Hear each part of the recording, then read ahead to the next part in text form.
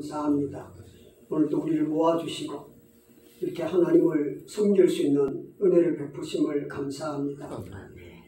하나님께서 말씀으로 천지를 창조하시고 우리를 택하시고 부르셔서 하나님을 알고 섬길 수 있게 하심을 감사합니다. 아버지께서 말씀을 기록한 그 원래의 언어를 우리들이 상고하고자 합니다. 하나님 지혜의 영으로 충만케 하소서. 하나님의 말씀을 바로 알고 바로 행하고 바로 가르칠 수 있는 우리들 되게 하옵소서. 우리 하나님께서 이 한 시간 온전히 주장해 주시옵기를 바라옵고 예수님 이름으로 기도 올리옵나이다. 아멘. 아멘. 자, 우리 지나간 시간에 히브리어 알파벳 상고했는데, 자, 알파벳 외우셨죠 이제? 히브리 알파벳은 알파벳 우리가 알고 그 의미를 알고 그 다음에 이제 단어를 알고 그 언어에 정말 성경에 기록된 그 언어를 우리가 확실하게 그 뜻을 바로 알아서 그대로 우리가 지켜 행하고 또 가르칠 수 있는 그런 삶 가운데로 나아가야 할 것입니다. 자, 지나간 시간에 알렙 한 글자 했는데 알렙 하면 생각나는 게 뭐죠? 알렙 하면 떠오르는 뭐 없어요? 알렙가 뭐다? 맨 앞에 히브리어 알파벳 의미 말씀해 드렸는데요. 알렙의 원래 그 문자적 의미는 황소 그런 뜻입니다. 황소, 소라는 거죠. 내면적 의미는 배움, 배운다. 물론 알렙하면 우선 딱 떠오르는 건 하나님이 떠올라야죠. 하나님의 이름에 하나님이란 그 단어의 첫 글자가 바로 알렙입니다. 엘로힘의 첫 알파벳이죠. 그래서 알렙하면 하나님, 이 알렙과 관련된 글자가 하나님이라는 그 글자에 많이 기록되어 있어요. 엘로힘, 아도나이 모든 게 알렙으로 시작하죠. 그래서 알렙하면 하나님, 또 머리, 신성, 시작, 파워. 그래서 알렙하면 하나님을 배워서 그 아는 것만큼 우리 입이 열린다. 하나님을 배워가지고 익혀서 하나님이 우리 속에 들어와서 충만해지면 우리 입으로 하나님을 말해낼 수 있다 이 말이죠. 그것이 알렙라는 의미다. 그렇게 우리가 생각하면 되겠어요. 그래서 가장 먼저는 하나님을 안다는 거. 이게 굉장히 중요하죠. 우리가 하나님을 알아야 하나님을 제대로 섬길 거 아니냐 말이에요. 우리가 섬기는 하나님이 어떤 분인가를 아는 것. 그것이 알렙다. 자, 오늘 두 번째 베이트라고도 하고요. 베트라고 하는데, 베트 하면 원래 뜻은 우리 건물, 이 집을 가리킵니다. 그리고 히브리어 글자를 쓸 때 이 베이트가 앞에 나오면 거의 전치사로 나온다. 전치사는 뭐뭐 안에 그런 뜻입니다. 뭐뭐 안에, 하지만 집 안에, 우리 교회 안에, 예배당 안에 들어온 것처럼 그 뭐뭐 안에 그런 뜻이고요. 수치가 있죠. 수치는 두 번째니까 두 번째 알렙의 수치는 1이죠. 1이 되고 1000이 된다.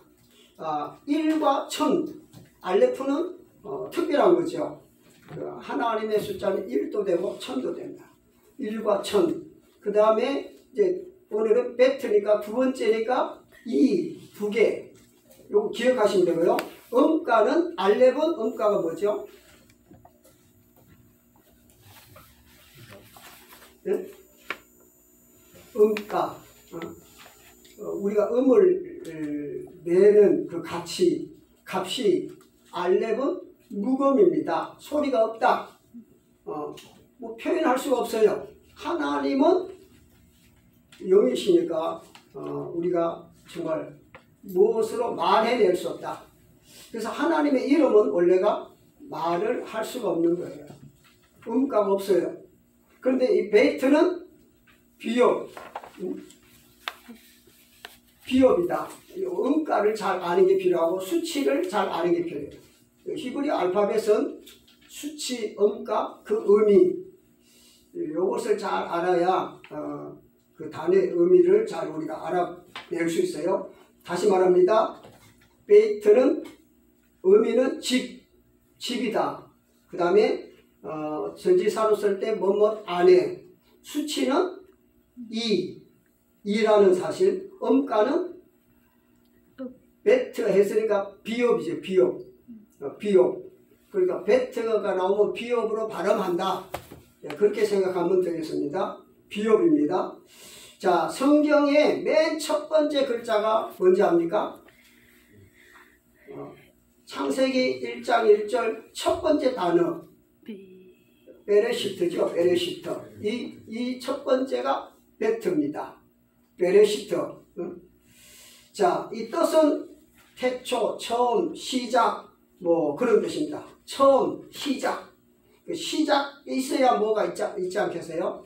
그래서 성경의 제일 첫 번째 단어가 시작이다. 처음이다. 우리 번역에는 태초에 그렇게 우리 한글 개역 성경에는 태초에 그렇게 번역했는데 처음에 시작에 뭐 그래도 괜찮습니다. 자, 태초에 하면 우리 성경을 봐가지고는 그게 뭐 집이 들었다는 것을 상상할 수가 없지요. 그러나 히브리어 글자를 딱 보면 이 집이라는 의미가 여기 속에 포함되어 있구나 하는 걸 알 수 있는 겁니다. 그래서 토라는 1차적으로 단어를 배워야 하지만은 그보다 더욱 깊이 들어가려면 알파벳을 알아야 된다. 그래서 히브리어 알파벳을 배워야 하는 이유가 여기에 있다는 겁니다. 첫 글자 베트는 집을 가르치고 성경은 집으로 시작했다가 집으로 마치는 것이 성경이다.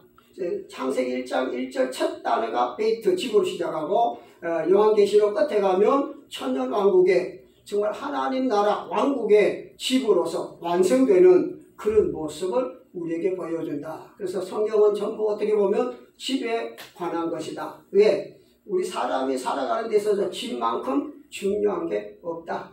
집이 없는 사람 참 불행한 사람이죠. 그래서 우리는 집 짓는 거, 이게 성경이 전체가 가르쳐주는 것이다. 그래서 성막을 짓고 성전을 짓고 또 이제 예배당을 짓고 교회가 지어져 내려오는 그런 모습들을 우리가 볼 수 있습니다. 자, 알렙으로 하나님을 배웠다면 하나님을 모실 수 있는 집을 지어야 한다. 집은 어떠한 목적을 가지고 그 목적이 끊임없이 실현되도록 하는 것이다. 우리 주님이 베들레헴에 탄생했어요. 베트레헴입니다. 베트레헴 하면 즉 빵집에서 태어나셨다. 레헴이 빵이거든요. 그래서 베이트, 집, 빵집에서 태어나셨다 이 말이죠. 왜 우리 주님이 빵집에 태어나셨는가? 그 하고 많은 여러 장소 중에 왜 베들레헴에 오셨는가? 베트레헴에 오셨는가 이 말이죠. 이것은 우리에게 당신이 빵을 주시려고 빵집에서 오신 겁니다. 빵집에 가면 빵을 실컷 먹을 수 있는 거죠. 그래서 당신 자신이 깨어지고 부서지고 가루가 되어서 빵을 만들어서 우리에게 주시려고 빵집에 태어나셨다. 우리가 잘 아는 요한복음 6장 55절 보면 내 살은 참된 양식이요 내 피는 참된 음료로다. 즉 당신의 살과 피로서 우리에게 생명을 주시기 위해 오셨다. 세상에서 집이 없는 사람들이 비참하고 아직도 영적인 집을 짓지 않는 자들이 더욱 비참한 자들이다. 그런데 집이 얼마나 중요한가 알 수 있죠. 가문의 명예를 더럽힌다는 것은 그 가문에 있는 것이 나와야 하는데 다른 것이 나온 것을 말한다. 우리 자식이 삐뚤어 나가면 어떡하죠? 그 가문의 이름을 더럽힌다. 그렇게 말하죠. 왜? 원래 그 가문이 정말 주장해 내려오는 그 장점을 그 자식들이, 자녀들이 그대로 잘 따라서 이루어야 그 가문을 빛내는 건데, 가문은 좋은데 이 자식들이 막 삐뚤어나가 엉뚱하게 살면 그 가문을 더럽힌다. 그렇게 말하지요. 자, 그와 같이 아버지들은 집을 짓는 자들이다. 집의 주인이 누구냐? 바로 아버지라는 겁니다. 그렇다면 그 집에서 무엇인가 나오게 하는 자들. 집은 뭔가 나오는 곳이에요. 집에서 뭔가 나와야 돼. 그래서 히브리어로 아버지를 아브라고 그러는데요. 알렙 베이트. 그러니까 이게 아버지입니다. 즉 하나님의 집을 짓는 자가 아버지들이다. 아버지의 중요성. 특히나 이 히브리인들은 아버지는 굉장히 중요한 위치를 가지고 있다. 아버지가 그 집을 지어서 세우는 일을 아버지가 하는 거죠. 아버지는 그 집의 주인이요. 그래서 그 아버지의 말은 곧 법이 되는 거죠. 그 집의 법이 되는 겁니다. 그래서 자녀들은 그 아버지의 법을 잘 따라서 정말 지켜나갈 때 그 집안이 형통해지고 복된다. 그러니까 사실 자녀들은요, 아버지의 말에 절대 복종하고 순종해야 집안이 정말 좋은 거죠. 그런데 오늘날은 아들이 아버지보다 더 똑똑해서 잘 말을 안 들으니까 문제가 되지요. 사실은 아버지가 하나님의 말씀에 입각해서, 믿음에 입각해서 하나님의 말씀을 확실하게 알고 그 말씀을 자녀들에게 가르쳐서 그 자녀들이 그 말씀대로 살아내도록 하는 책임이 아버지에게 있다. 그런 것입니다. 자, 성경 첫 번째 단어를 조금 설명해 보겠습니다. 아까 말했죠? 베레시터, 태초의 처음, 시작이다. 근데 요 6 알파벳이 들어가 있는데 요 6 알파벳을 분리해 보면 첫 번째, 두 번째를 보면 바르, 그렇게 할 수 있는데 이 바르 하면 아들, 그런 뜻입니다. 아들이라는 뜻이 바르도 있고 벤도 있는데요. 아들, 성경의 시작은 아들로 하고 있다는 걸 가르쳐 줍니다. 성경의 시작은 하나님의 아들로 하고 있다. 그래서 시편 2편 12절을 보면 그 아들에게 입맞추라. 입맞추라는 표현은 존재가 결합해라, 그런 의미입니다. 하나 되라는 거죠. 다시 말하면 예수 그리스도를 믿어라. 그분과 하나 되라 이 말이에요. 그렇지 않으면 진노하심으로 길에서 망한다. 그렇게 말하고 있어요. 성경은 그래서 처음부터 아들 대신 예수와를 영접할 것을 가리키고 있다. 예수님을 믿어야 하나님의 아들이 되고 영생을 얻는데 말이에요. 구원을 얻고 산다 이거죠. 그래서 성경 첫 번째 단어가 아들이라는 낱말이 포함되어 있다. 자, 요걸 다른 말로 하면 바르라는 또 다른 뜻이 뭔가 하니까 곡식, 양식, 그런 뜻입니다. 사람이 살아가는 근본 시작은 머리이신 예수 그리스도다. 잠언 11장 26절에 보면 곡식을 내놓지 않는 자는 백성에게 저주를 받을 것이나 파는 자는 그 머리에 복이 임하리라. 자, 흉년에 부잣집에 곡식이 잔뜩 있는데 옆에 사람 굶어 죽는데 가만히 곡식을 자기만 가지고 있으면 그 사람은 저주받는다 이 말이죠. 곡식을 내놓아서 팔아서 다른 사람 먹게 해야 된다 이거죠. 창세기 41장 56절을 보면 요셉이 모든 창고를 열고 애굽 백성에게 팔세 애굽 땅에 기근이 심하며, 자, 이때 요셉이 파는 것이 곡식, 양식이잖아요. 그게 바로 영적으로 생각하면 아들을 판 것이다. 예수아를 판 거라 이 말이다. 그래서 그들로 하여금 예수 그리스도를 믿도록 하는 그런 일을 했다. 그렇게 볼 수 있습니다. 자, 이때 요셉은 아들을 사게 한 자다. 즉 아들을 사게 만드는 자가 메시아의 예표가 된다. 복음을 전하는 자들에게 복이 임하는 것은, 복음이 뭡니까? 아들이잖아요. 예수 그리스도, 예수아를 온 세상에 널리 전하는 복음 전하는 자들, 이들에게 하나님은 복을 주신다고 약속했습니다. 그래서 우리가 복음을 전하는, 예수와를 전하는, 정말 아들을 전하는, 이것이 영적 양식을 주는, 예수님의 살과 피를 먹게 하는, 그것이 곧 참된 양식, 참된 음료가 돼서 영생 얻도록 하는 것이다. 그리고 이 첫 번째 단어 속에 보면 로시라는 낱말이 있습니다. 첫 번째 맨 앞에 베트는 전치사고 요거 빼놓고요. 두 번째, 세 번째, 네 번째 세 글자를 합치면 로시가 되는데 이것이 바로 머리, 그런 뜻입니다. 로시 하면 머리라는 뜻이에요.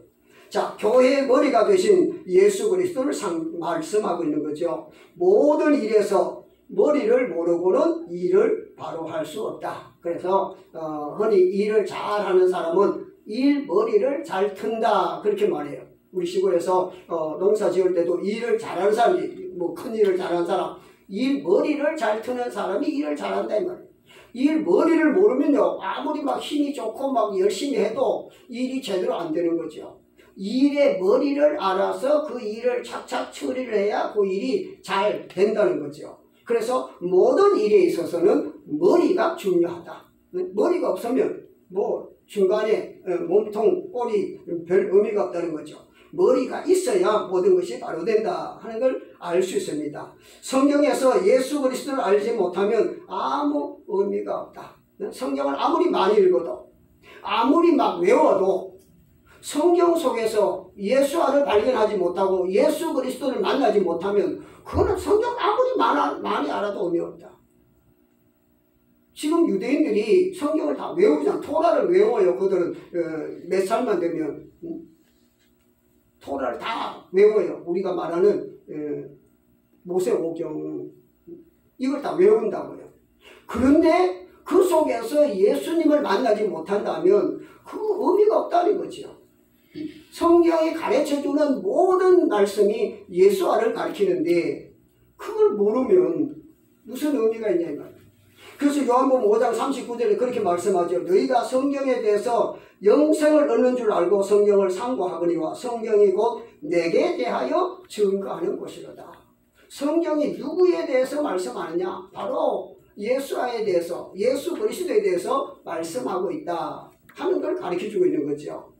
자, 그래서 이 베트라는 단어 속에 이렇게 여러 가지 단어가 있는데, 자, 또 다른 단어 하나는 브리트, 베리트라고 하고 브리트라고 하는데요. 언약, 약속이죠. 성경은 언약의 책이다. 언약은 다시 말하면 아들에 관한 것이다. 아들을 약속으로 주신다는 겁니다.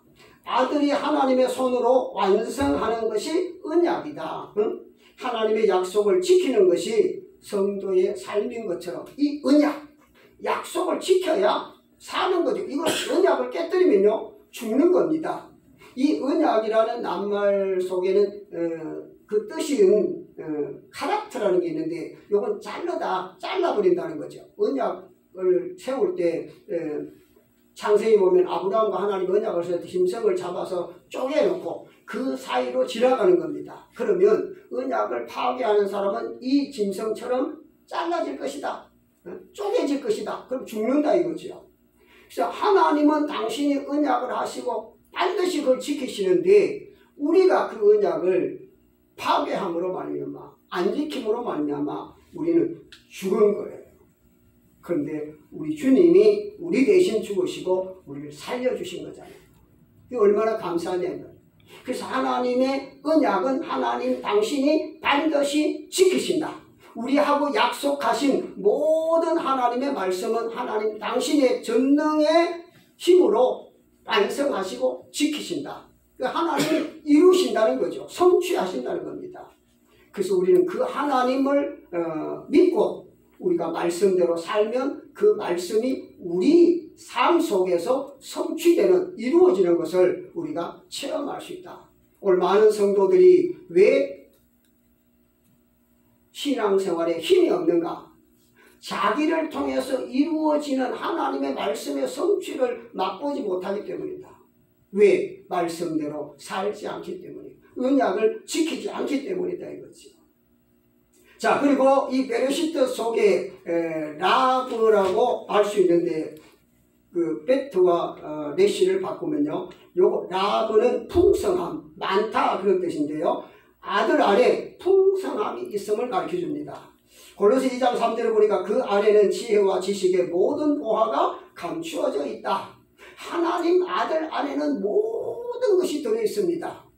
그래서 예수와 한 분만 있으면 예수 그리스도 한 분만으로 우리는 만족하옵니다. 그런 복음성가가 있잖아요.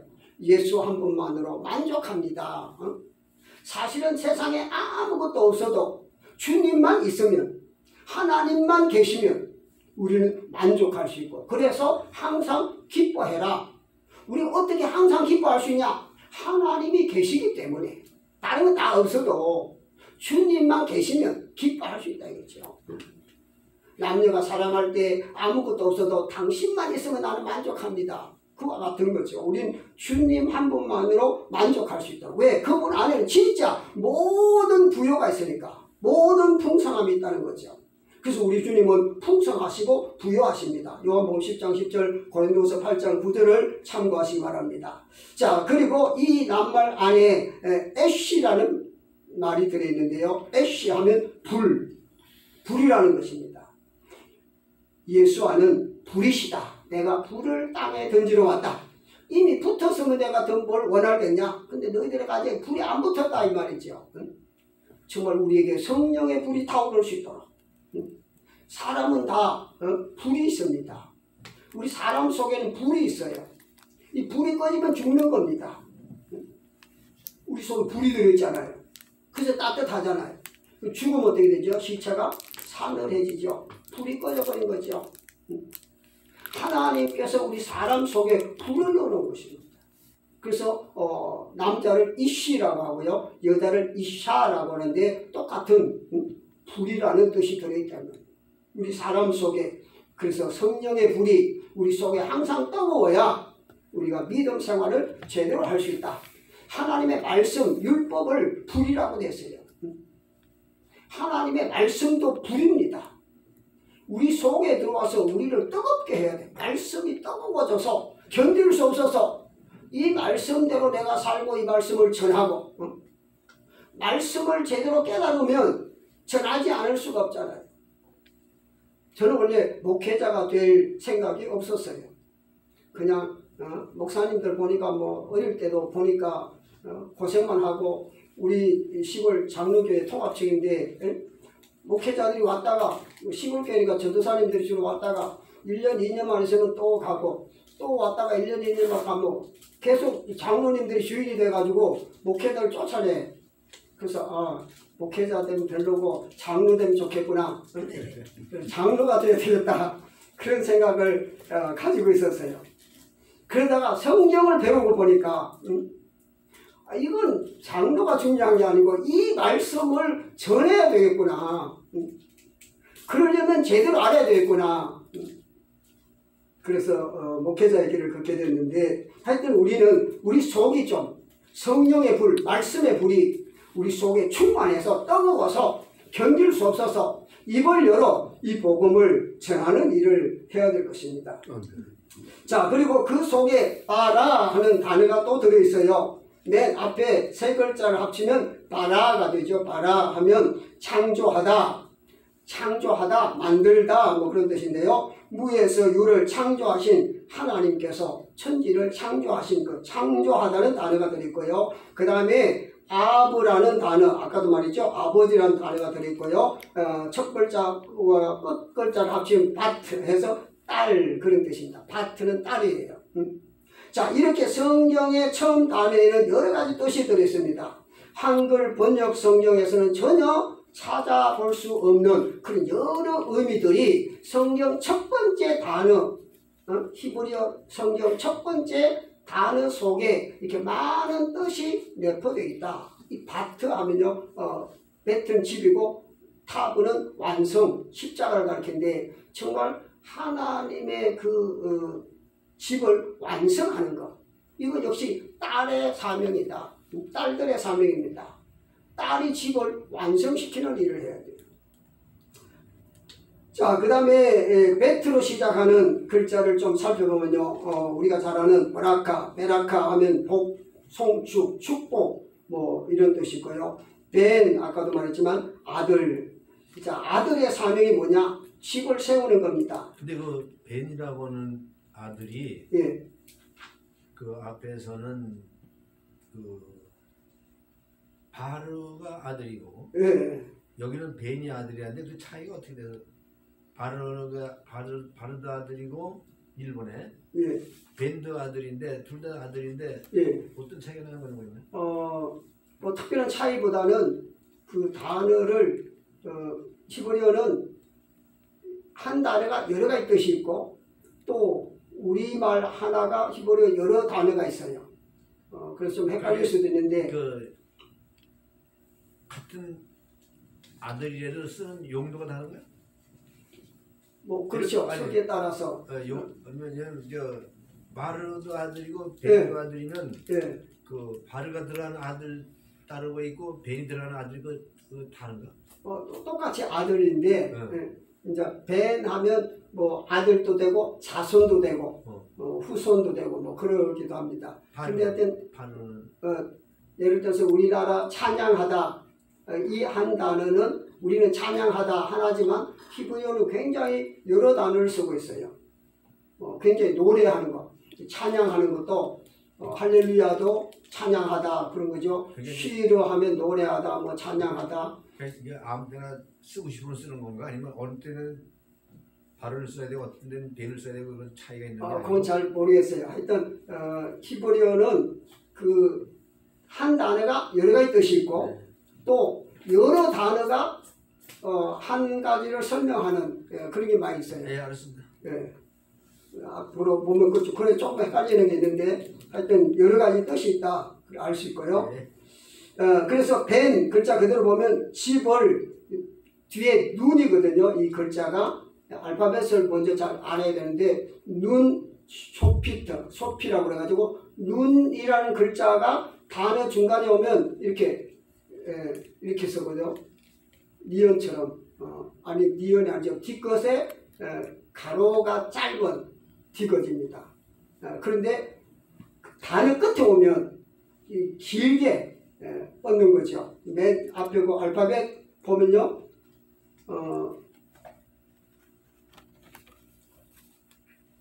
여기 제대로 안 나와 있는데 알파벳 눈이라는 걸 보면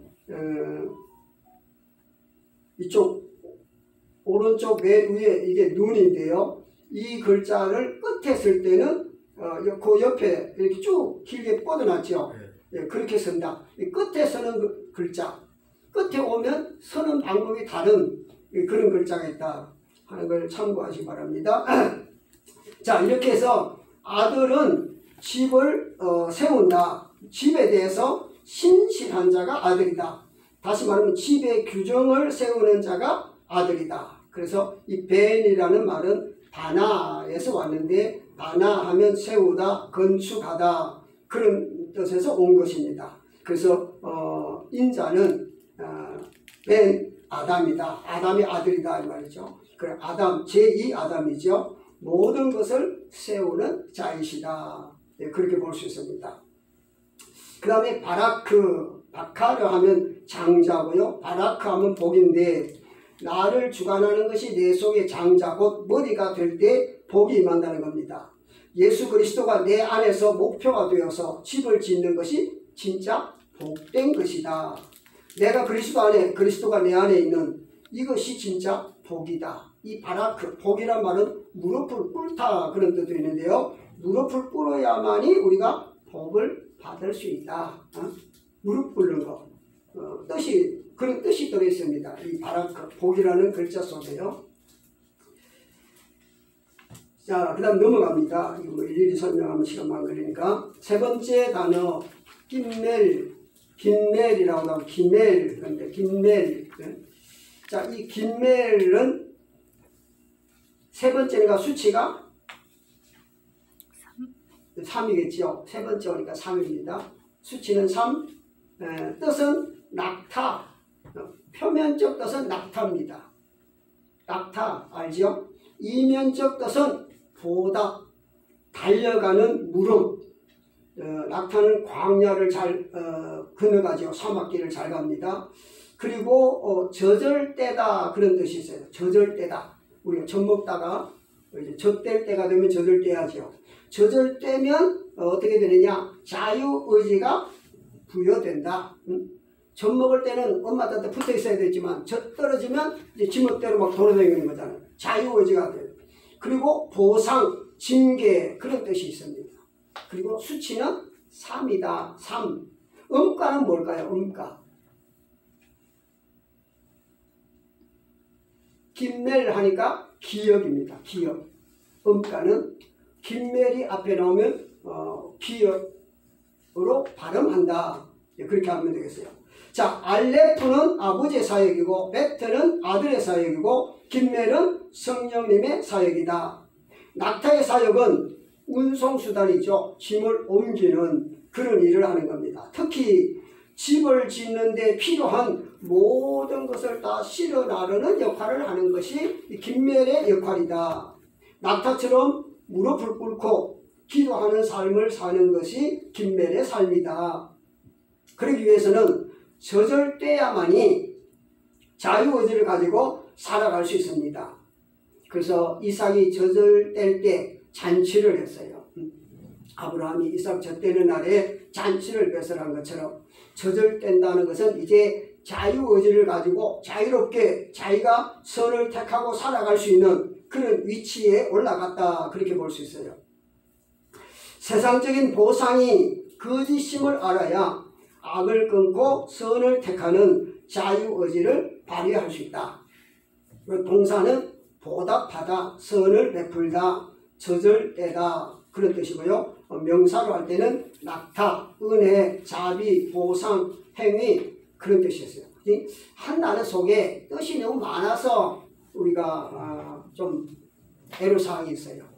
배우는데 좀 어려움이 있는데 그래서 우리 한글 개역 성경에 보면 그러니까 그 개역 성경 봐가지고 이게 원어가 뭘 써졌는지 잘 모를 수가 있어요. 한 단어가 뜻이 여러 가지로 번역되니까 예를 들면 헤세드 하면 인자, 인애 그런 뜻인데 어떤 데는 사랑, 은혜 뭐 이런 걸로 번역이 되어 있어가지고 원어는 헤세드인데 이쪽에는 사랑, 이쪽에는 인자, 이쪽에는 인애, 이쪽에는 뭐 여러 가지 다르게 번역되어 있기 때문에 그것만 번역된 글자만 봐가지고는 이 원어가 어떻게 써진가를 잘 알기가 어렵다. 그래서 잘못 해석할 수도 있다 이 말이죠. 다양한 그 뜻이 있기 때문에 그래서 원어를 보고 이 단어의 뜻이 무엇으로 기록되어 있는가 그래서 사전을 찾아보고 우리가 살펴볼 필요성이 있다 그런 거죠. 자, 첫 번째로 가알이라는 단어가 있는데요. 가알하면 고엘, 가알, 뭐 구속자, 속량하다, 물어다, 구원하다, 기업 물을 자. 그래서 김멜의 엘로힘은 우리로 하여금 자유의지로 살아가도록 한 것을 구속이라고 한다. 즉 죄악에 잡혀있던 우리들을 속량하여 자유인이 되게 하셔서 선택을 할 수 있게 되었다. 이제 우리가 자유인이 돼야 뭔가 택할 수 있다 이 말이에요. 종으로 있을 때는 선택권이 없어요. 그러나 자유인이 되면 선택할 수 있는 권리가 주어지죠. 우리가 죄의 종로로 탈 때는 선택을 할 수가 없어요. 죄에 팔려있기 때문에 하는 모든 일이 죄 짓는 일이야. 그러나 이 죄에서 벗어나야 우리가 의를 선택할 수 있고 선을 택할 수 있고 내 마음대로 자유롭게 뭔가 할 수 있다 이 말이죠. 그래서 애굽에 있던 이스라엘은 선택의 권한이 없어요. 그들은 바로가 시키는 대로 일만 할 뿐이에요. 그 모든 일은 악한 거죠. 죽은 자의 삶입니다. 영적으로 보면. 그러나 거기서 구속함을 입어서 출애굽함으로 그때부터 이제 자유가 주어지는 거죠. 그때부터 자기가 스스로 선택을 할 수 있어. 선을 택할 수 있고 의를 택할 수 있고 물론 악을 택할 수도 있죠. 오늘 우리에겐 자유의지가 주어져서 선을 택할 수 있는 이제 은혜가 우리에게 주어진 겁니다. 그래서 이제 우리는 하나님을 선택하고 선을 택할 줄 알아야 합니다. 그러기 위해서는 자신의 존재를 죽이는 일을 해야 된다. 내가 살아서 내가 주인 되면 결국은 악을 행하는 거예요. 우리는 나를 구속해 주신 하나님 손에 붙잡혀서 하나님이 원하는 걸 택할 줄 알아야 된다는 거죠. 그래서 진리를 훈련하는 곳으로 달려갈 줄 아는 능력이 필요하다. 우리가 구속받았으면, 구원받았으면 구원받은 자로서의 삶을 살아가야 된다 이거죠. 구원받아놓고 구속을 받아놓고도 옛날로 돌아가면 안 된다는 거죠. 그 다음에 고의라는 단어가 있어요. 고의하면 나라, 일반 세상 나라를 말하는 나라. 즉 보상에 하나님의 손이 나타난 것이 국가입니다. 어둠의 나라는 보상을 준다고 우리들을 속이고 있는 거죠. 너희들이 이렇게 하면 이렇게 해주겠다 하는 거짓말하는 겁니다. 하나님의 아들의 나라는 진정으로 우리가 원하는 보상을 주는 겁니다. 창세기 12장 2절에 내가 너로 큰 나라를 만들겠다. 그래서 하나님이 아브라함에게 그 약속을 했는데 결국 아브라함을 통해서 큰 나라 이스라엘을 만드신 겁니다. 세계 열국이 정말 사모할 그런 큰 나라로 하나님이 만드신 거죠. 그 하나님의 약속은 반드시 그대로 성취된다. 그러나 세상 나라의 약속은 그거는 다 속이는 겁니다. 자, 그 다음에 가달이라는 단어가 있는데 그것은 크다, 위대하다, 창성하다, 양육하다, 강대하다 뭐 그런 뜻이고요. 깃바르, 깃보르라고 하는데 용사, 신성을 선택하는 강한 용사, 즉 십자가의 복음을 전가하는 용사가 되어야 하고 받은 은혜에 보답하는 삶을 사는 것이 진정한 용사의 삶이다. 예, 그 다음에 단어들은 쭉 넘어가고요. 자, 네 번째 오늘 좀 빨리 넘어가 보겠습니다. 네 번째는 달렛입니다. 달렛이라고 하는데요. 요것의 의미는 표면적 의미는 문, 우리 이 문이 있잖아요. 들어오는 문이고요. 문은 사실은 뭔가 매달려 있는 거죠. 문은 이 돌적이에 매달려 있습니다. 경칩에 매달려 있지요. 종속, 달려있다. 통과, 매달림. 수치는 네 번째니까 4. 기억하세요. 4. 그 다음에 음가는 달렛이니까 뭘 것 같아요? 디귿입니다. 디귿으로 발음되는 거죠. 그래서 달렛. 자, 이거 금방, 음가는 금방 우리가 알 수 있어요. 예. 알파벳 이름만 알면요. 자, 그렇다면 어떠한 문을 통과해야 그 사람이 된다. 우리가 어떤 문을 나왔느냐, 그게 중요한 거죠. 요한복음 10장 7절에 예수님께서 나는 양의 문이다 라고 하시고 9절에 내가 문이니 누구든지 나로 말미암아 들어가면 구원을 얻고 또는 들어가며 나오며 꼴을 얻으리라. 그러므로 내가 어떤 문으로 들어가느냐에 따라서 그 문 안에 있는 것을 얻게 된다. 네? 어떤 문을 들어가냐? 공부의 문으로 들어가면 지식을 얻게 되고요. 음식점 문으로 들어가면 음식을 먹게 되고요. 예수님의 문으로 들어가야 그 안에 있는 모든 보화를 얻을 수 있다. 그래서 지혜를 얻으려면 지혜의 근본이신 하나님께 매어 달려야 한다. 매달리는 거죠. 종속되는 겁니다. 달렛은 어떤 면에서 달하면 가난하다 그런 뜻이거든요. 가난한 자를 의미합니다. 이 가난하다는 것은 뭐 돈이 없어 가난한 것보다는 정말 영적으로 자신의 궁핍함을 알고 겸손해지는 걸 가르칩니다. 그래야 하나님을 찾게 되는 거죠. 오늘 물질적으로 가난한 사람들 중에는요, 겸손한 것보다 교만한 자들이 많아요. 자기 자존심 때문에 없으면서도 있는 척하고 그렇게 사는 경우가 많습니다. 그러나 우리는 영적으로 정말 가난한 자들이잖아요. 그러므로 하나님 앞에 늘 엎드려 구할 줄 아는, 정말 문을 두드릴 줄 아는 그런 생활을 해야 하나님으로부터 얻어가진다 이 말이죠. 그래서 구하라 주실 것이고 찾으라 찾을 것이야. 두드리면 열릴 것이다. 그랬는데도 구하지도 않고 찾지도 않고 두드리지도 않기 때문에 못 얻어가지는 거죠. 하나님은요, 우리를 가난하게 살기를 원할까요? 부자로 살기를 원할까요? 하나님은 우리들이 부유하시기를 원합니다. 누구든지 주의 이름을 부르는 자는 부유하시도다. 부자로 살기를 원해요. 물론 이건 영적인 것이죠. 정말 우리가 영적으로 부여해지려면 늘 하나님께 구해야 된다는 거죠. 이 문을 두드려야 합니다. 성경에 달렛으로 시작하는 단어 다비드가 있는데요. 다비드는 다윗, 우리가 잘 아는 다윗의 이름이 다비드입니다. 그러니까 제대로 번역하려면 다비드 이렇게 번역해야 되는데 다윗이라고 우리 성경에 번역되어 있는데요. 하나님의 사랑받는 자, 이 다비드는 사랑하다 그런 뜻도 있어요. 하나님의 사랑받는 자, 즉 그 이름에 달렛이 2개나 들어가 있잖아요. 문이 2개나 있으니까 하나님께 종속되어 매달려 있으니까 하나님의 사랑을 받는 자가 되었다. 다윗은 정말 하나님의 사랑받는 자죠. 김멜의 자유의지로 자원하여 하나님께 매달려 있어야 하나님을 얻는다. 하나님께 매달려 있으니까 하나님 마음에 합한 자가 되었다. 다윗을 만나니 내 마음에 합한 사람이다. 하나님께서 그렇게 말씀하신 거예요. 다윗을 만나니 내 마음에 합하다. 하나님 마음에 꼭 드는 사람이었다 이 말이죠. 왜? 하나님께 매달려 있었기 때문입니다. 자, 오늘 우리도 오직 하나님께 매달려 있는 다윗과 같은 자가 되어야 되겠다. 하나님께 매달려 있어요. 정말 다윗은요 겸손했습니다. 그래서 모든 일을 할 때마다 늘 하나님께 물어보고 했어요. 그러면 전쟁하러 갈 때마다 하나님께 물었어요. 그러니까 하나님이 가라면 가고 가지 말라면 안 갔어요. 그러니까 하나님이 가라고 해서 가면 반드시 승리하게 돼 있어요.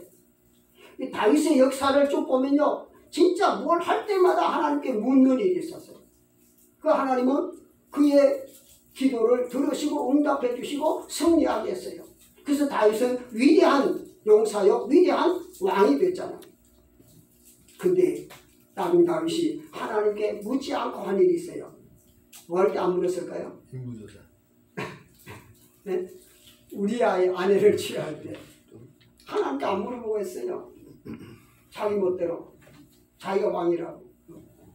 그래서 그 아들이 그와 관계 맺어서 아기를 낳는데 죽었잖아요. 그리고 다윗은 철저하게 회개했어요. 하나님은 그 보상으로 솔로몬을 낳게 했죠.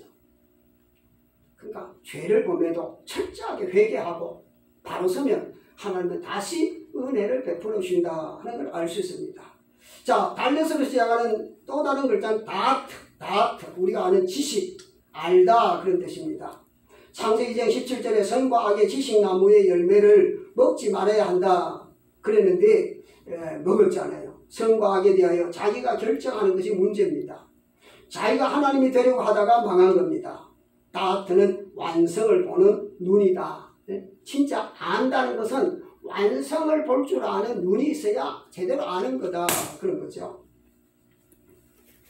골로새 3장 10절에 새 사람을 입었으니 이는 자기를 창조하신 자의 형상을 쫓아 지식에까지 새롭게 하심을 받는 자니라. 오늘 우리 지식도요 새로워져야 합니다. 그냥 내가 알고 있는 지식, 내가 경험적으로 아는 지식 이게 다인 줄 알면 안 된다. 우리는 하나님께로부터 오는 지식을 얻어가야 돼요. 그래서 성령의 7가지 영의 이사야 11장에 보면 성령에 대한 설명이 있어요. 11장 2절인가요? 어떤 영이 있습니까?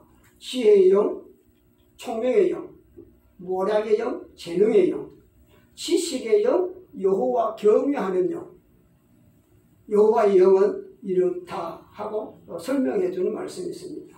지식도 하나님으로부터 얻어가야 되죠.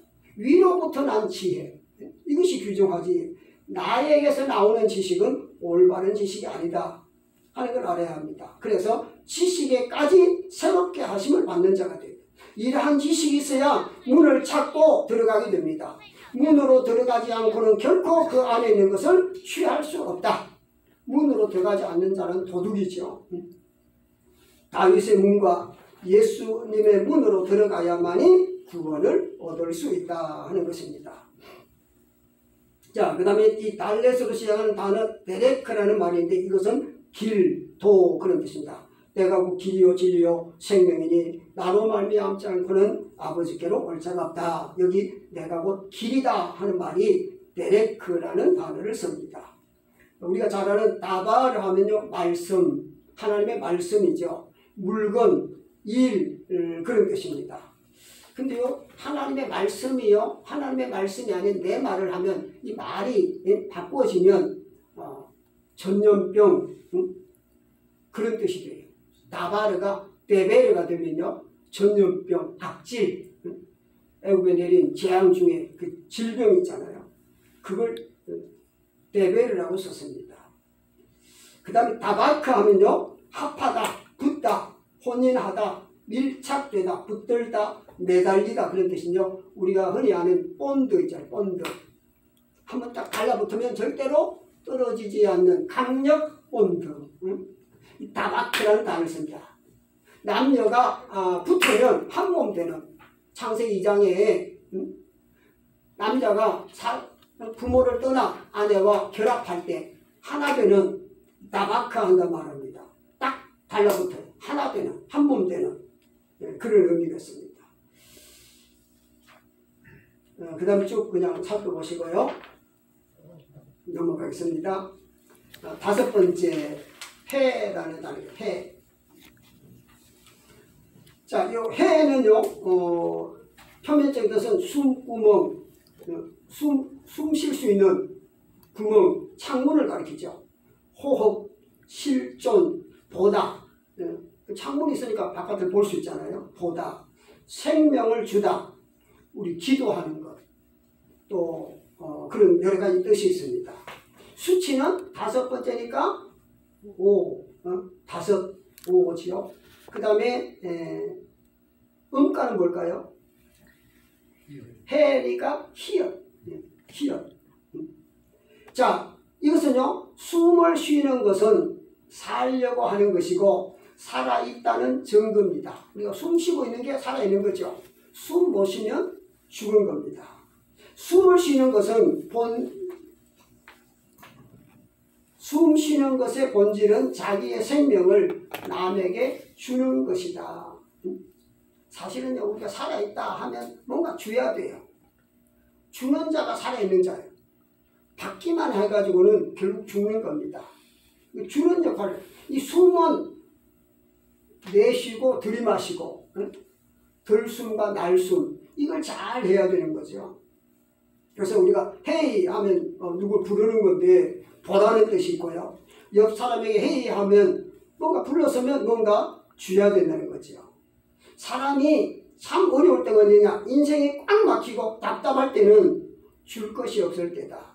아무에게도 아무것도 줄 것이 없을 때, 이때가